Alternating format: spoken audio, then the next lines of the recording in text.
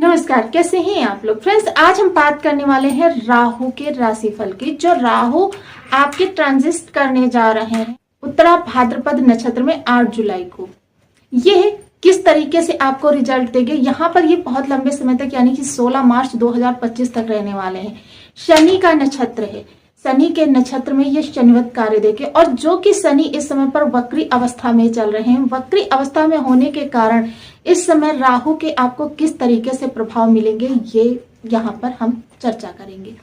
आज की चर्चा जो है बहुत विशेष होने वाली है, क्योंकि वक्री शनि और राहु शनि के नक्षत्र में। और राहु है क्या, राहु को सबसे पहले जानना बहुत जरूरी है। राहु कलयुग के सम्राट हैं। कलयुग जो है एक तामसी प्रवृत्ति का युग है और राहु जो है एक तामसी प्रवृत्ति के ही ग्रह हैं। जैसा कि हम सभी लोग जानते हैं, राहु के पास जितने भी निगेटिव चीजें यानी कि षड्यंत्र, तीक्ष्ण बुद्धि, दूसरों को गिराकर स्वयं को मजबूत करना, दूसरों का धन हड़पना या दूसरों से ईर्ष्या करना, जेलसी रखना या दूसरों का अहित करने की भावना रखना, ये सारी चीजें राहु देते हैं। वहीं राहु यदि शुभ हो जाए तो एक आपको नई तकनीक की ओर लेकर जाते हैं। नई नई चीजें जो इन्वेंट होती हैं वो राहु के ही प्रभाव से इन्वेंट होती हैं। राहु आपको ऊंचाई की ओर लेकर भी जाते हैं, मार्गदर्शक भी हैं। राहु दोनों ही, चाहे शुभ हो या अशुभ हो, दोनों ही स्थितियों में आपके लिए बहुत ही उत्तम परिणाम लेकर आते हुए दिखाई देते हैं।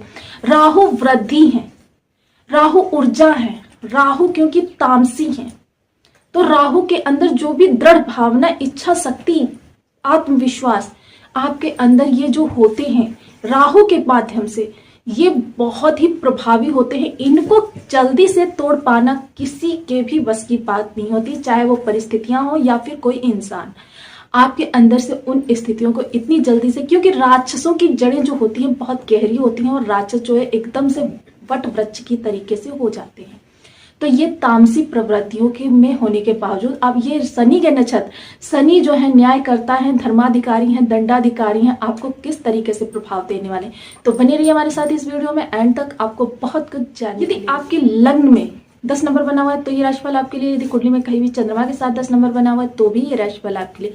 कुंडली ना होने की स्थिति में आप इसे नाम राशि से भी देख सकते हैं। यदि अभी तक आपने अपने इस चैनल को सब्सक्राइब नहीं किया है तो प्लीज सब्सक्राइब कर लीजिए, वीडियो को लाइक कर दीजिए, चैनल को शेयर कर दीजिए, एक प्यारा सा कमेंट अवश्य कर दीजिएगा, क्योंकि कमेंट से हमें पता चलता है कि आप किस दिशा में और क्या जानना चाहते हैं, या फिर हमें किस दिशा में और प्रयास की आवश्यकता है। तो चलिए प्रारंभ करते हैं। देखिए, राहु यहाँ पर आपके तृतीय भाव से गोचर कर रहे हैं। तृतीय भाव किस चीज का होता है, पराक्रम का होता है, आपकी इच्छा शक्ति का होता है, आपके निर्णयों का होता है, आपके छोटे भाई बहनों का होता है, टेक्नोलॉजी का होता है। तो ये आपके तृतीय भाव में जब ये गोचर कर रहे हैं तो आपके लिए विशेष स्थितियों का निर्माण कर रहे हैं। तो ये राहु अभी तक एक रेवती नक्षत्र में गोचर कर रहे थे। रेवती नक्षत्र के बाद अब ये 26वें नक्षत्र यानी कि उत्तरा भाद्रपद नक्षत्र में गोचर करने जा रहे हैं। उत्तरा भाद्रपद नक्षत्र शनिदेव का नक्षत्र है। शनिदेव यहाँ पर द्वितीय भाव में बैठे हैं। द्वितीय भाव किस चीज का होता है, धन, वाणी, पैतृक संपत्ति, कुटुंबी, यानी कि अब इन दोनों का कॉम्बिनेशन आपको राहु के माध्यम से मिलने वाला है। राहु क्या है, राहु तीव्र है और वृद्धि है, दोनों ही चीजें राहु के पास है। एकदम से अचानक से जो कुछ भी जीवन में घटित होता है अचानक से वो राहु के ही माध्यम से मिलता है, चाहे शुभ हो या अशुभ हो। देखिए, यहाँ पर अपनी वाणी को विराम देकर मैं कुछ शब्द कहना चाहूंगी।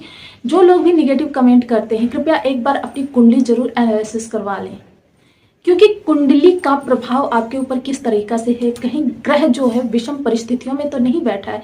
अगर ग्रह विषम परिस्थितियों में बैठा है तो आप कैसे अपेक्षा कर सकते हैं कि आपको शुभ परिणाम प्राप्त होंगे। इसके लिए आपको अनवरत प्रयास की आवश्यकता होती है।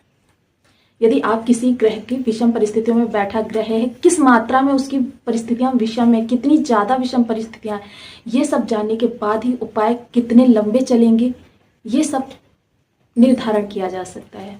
उसके बाद ही आप किसी के ऊपर टिप्पणी किया करें। तो यहाँ पर आपके लिए राहु यहाँ पर बैठकर बहुत सुख स्थितियों का निर्माण करें। आपके पराक्रम सही दिशा में होंगे और पूर्ण, क्योंकि निर्णय, आत्मविश्वास इस समय पर आपका बहुत ज्यादा बढ़ा होगा। जब आत्मविश्वास बढ़ा हुआ होता है तो यहाँ पर देखिए, एक चीज यहाँ पर ये कहना चाहूंगी, जिनकी भी कुंडली में राहु विषम परिस्थितियों में बैठे हैं, नकारात्मकता से बैठे हुए हैं, उन लोगों के लिए राहु इस समय पर बहुत ही ओवर कॉन्फिडेंस दे देंगे। आत्मविश्वास और अति आत्मविश्वास दोनों बहुत अलग चीजें हैं। आत्मविश्वास आपको ऊंचाई की ओर ले जाने का काम करती है और अति आत्मविश्वास जो होता है आपको पाताल की गहराई की ओर लेकर जाता है। तो यहाँ पर राहु दोनों ही चीजें देंगे। अब ये कुंडली डिपेंड करेगी कि आपको किस तरीके के प्रभाव देंगे। तो राहु यहाँ पर आपके लिए देखिए शुभता से पूर्ण, गोचर में वो शुभता से पूर्ण है। आपको इस समय पर ऊंचाई की ओर ले जाने के लिए अब अग्रसर है। आपका आत्मविश्वास इस समय पर गजब का होगा। आत्मविश्वास से जो निर्णय आप लेंगे उन निर्णयों पर अडिग खड़े होकर अपने पराक्रम को, देखिए क्या होता है कभी कभी हम 99 पे जाके कार्यों को इसलिए स्टॉप कर देते हैं कि हमें लगता है वो कार्य बनेगा नहीं, और जबकि हो सकता है अगला कदम उन्हीं कार्य को संपूर्णता देने के लिए पर्याप्त हो। तो ये स्थितियां आपके निर्णय इस समय पर टेक्नोलॉजी से जुड़े हुए लोग, जो रिसर्च से जुड़े हुए लोग, ग्लैमर से जुड़े हुए लोग, सोशल मीडिया से जुड़े हुए लोग, थिएटर, टेक्नोलॉजी, कंप्यूटर, या जो लोग वर्क फ्रॉम होम करते हैं, उन लोगों के लिए यह समय सोने पे सुहागा की स्थितियां लेकर आएगा। बहुत ही सुखद स्थितियों का निर्माण हो रहा है आपके जीवन में। ये जो स्थितियां आपकी बनने जा रही हैं आपको ऊंचाई की ओर अग्रसर ले करने के लिए। देखिए पंचम दृष्टि जो है इस समय पर व्यापार भाव पर जा रही है। पंचम दृष्टि जब व्यापार भाव पर जा रही है तो व्यापार आपका इस समय, देखिए आइडिया आप इन्वेंट करते रहिए, आइडिया लगाते रहिए अपने व्यापार को आगे बढ़ाने के लिए। आपका व्यापार इस दौरान ऊंचाई की ओर चलेगा। ईमानदारी बहुत जरूरी है क्योंकि इस समय शनि के नक्षत्र में है। ईमानदारी बहुत जरूरी है। ईमानदारी से हर कार्य को करना है। रिश्ते में ईमानदारी, दाम्पत्य जीवन में ईमानदारी। लेकिन एक चीज और यहाँ पर विशेष है क्योंकि राहु प्रभावी युग है। राहु प्रभावी आपके, देखिए राहु जब यहाँ पर तृतीय भाव में होते हैं अतिविशिष्ट कारक होते हैं। तृतीय भाव में राहु जब अतिविशिष्ट कारक होते हैं तो आपको बहुत ही उत्तम परिणाम देते हैं। आपके लिए स्थितियां इतनी उच्चतम बना देते हैं कि आप स्वयं ही इतने ज्यादा पराक्रमी हो जाती हैं। और पराक्रम के सामने भाग्य इसीलिए होती है कि पराक्रम जब आप करते रहते हैं निरंतर तो भाग्य को अंततः झुकना ही पड़ता है। रिश्ते में ईमानदारी चाहिए। अब जब भाग्य पर दृष्टि जाएगी सप्तम, तो भाग्य का इस समय पर आपको पूर्ण रूप से सहयोग मिलेगा। भाग्य आपकी बढ़ चढ़ कर इस समय पर साथ देती हुई दिखाई देगी। भाग्य इस समय आप जो चाहते हैं वो आपका मदद करेगी पूर्ण। पिता से सपोर्ट मिलेगा, सहयोग मिलेगा। पिता से यदि आपके इस समय पर दूरी बनी हुई थी या स्थितियां विषम बनी हुई थी तो वो इस समय पर आपके साथ में मिलेंगे। पिता से आर्थिक लाभ भी हो सकता है। नवम दृष्टि जब लाभ भाव पर जाएगी तो इच्छा पूर्ति योग जागृत होगा। लाभ इस समय पर आपका बहुत बृहद होगा। लाभ इच्छा पूर्ति योग यानी कि इस समय पर आपकी इच्छाओं की पूर्ति होगी। बहुत ही सुंदर योग बना हुआ है। वैसे भी इस समय इच्छा पूर्ति योग आपका पूर्ण रूपेण जागृत है क्योंकि बहुत सारे ग्रहों की यहाँ पर। तो अब हमें इन ग्रहों के थोड़े से उपायों की ओर भी चलना चाहिए। ये ग्रह जो है हमें विशेष प्रभावों की ओर लेकर जाते हैं। देखिए ये ग्रह जो हैं यदि विषम परिस्थितियों में कुंडली में बैठे हों, षड बल से कमजोर हों, भाव बल से कमजोर हों, राशि बल से कमजोर हों, शत्रु राशि में बैठे हुए हैं, शत्रु राशि के नक्षत्र में बैठे हुए हैं, या फिर शत्रु ग्रह के साथ युति करके बैठे हुए हैं, नवांश में कमजोर हो, दशांश में कमजोर हो, तो आप किस तरीके से कल्पना कर सकते हैं कि आपको इनके शुभ प्रभाव ही मिलेंगे। क्योंकि एक ऑरा होता है हमारे जन्म के समय जो हमारे चारों ओर व्याप्त हो जाता है, उस ऑरा के अनुसार ही हमें प्रभाव मिलते हैं। गोचर में स्थितियां सभी के लिए एक जैसी निर्मित होती हैं, लेकिन एक को अच्छा प्रभाव मिलता है, दूसरे को उतना ही निगेटिव प्रभाव मिलता है। तो ये चीजें आपको समझना बहुत जरूरी है। ये आपका बर्थ चार्ट डिसाइड करता है।